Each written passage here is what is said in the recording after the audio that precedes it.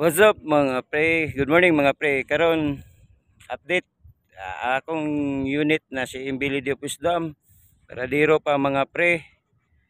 Nya karon nag-onboard ko sa MB Ascension of the Lord. Ang kauban ako diri ang kapitan, chief mate ako diri ang kapitan si Captain Navarro. Archie Navarro mga pre. Karon ang gustanin sa aning gisakyan nako 883 mga pre. Pasado ni sa mga apprentice nga dick og engine. Ang engine sa nid ako sa dugo kilowatt og horsepower nya. Ang kataas-an na ni 70 meters, kalapdon 11 meters mga pre. Karon mga pre ga-depart mi gahapon mga pre o ka-video ga-depart mi gahapon nang human mi unload sa Alvira Leyte ug human na mi limpyo sa bodega kay magkarga mi bugas diri sa Ormoc City. Karon nami sa Ormoc Bay ang Courage area kay gawiting mi sa pulihan na mo mahuman pero wa pa. Taas pa kay luto, wa pa siro na nasugdi mga pre. Ingon ang agent na mo 3 to 4 days mahuman. Depende kung mauwan or mainit. Pakita na karon pa nga pre ang mga panahon na. Murag init ni karon mga pre kay na gaabot man kuno ang amihan og shoreline, ang Sterlis ang kabugnawon og kainiton mga pre. May balita sa Pag-asa ganina. Nindot yung view mga pre, way kadag-o mo. Way gumdag mga pre. Mo ni si MB Ascension of the Lord mga pre. Mo ni Ormoc Bay mga pre. Na si Johanna 9.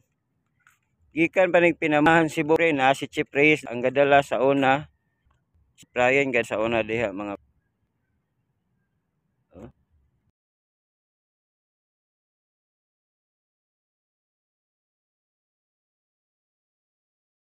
si MB Johanna 9 mga pre. Gikan pinamungahan si Bo padong ang biyahe Ormoc City. Naka-anchorage na mga pre. Karon mga pre ni namasol sa kilid sa barko sa port side. Karon mga pre mo na ang pantalan sa Ormoc.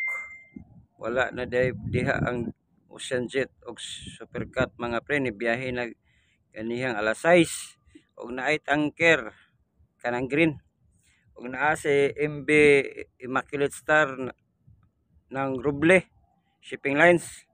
Silungtan 3 nara silungtan 3 mga pre. Ang sipsayda na mo na pa rin bisel para magkarga mig bugas pero di pa mi kadikit ana mga pre kay napang barko sa PKS didikit sa diha 3 to 4 days pa mahuman.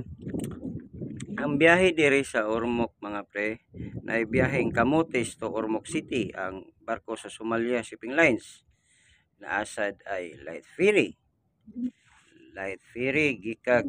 gikan diri sa Ormoc padung Cebu balik na po vice versa route.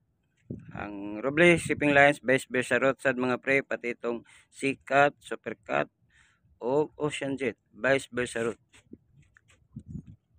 Ang tuarag kuan mga pre, ang mga active na volcano diri sa Ormoc kanang gaputi mga pre mao na diha nagkuha og source og kuryente sa Bohol, North Cebu o diri sa Tibok Leyte mga pre diha nagkuha kuryente. Nasa mo dunggo dito mga pre, asumin na to gamay mga pre.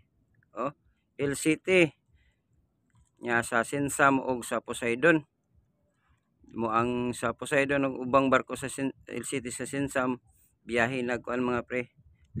Kana tawag ani Cebu to Wano Wharf.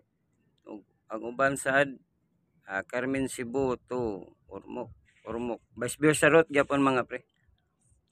Linaw kayo atong dagat mga pre ug atong mga panganod linaw sa gayo way kadagom-dagom. Og kinsay taga Ormoc, comment down below og shout out sa tanang subscriber nako diha mga pre.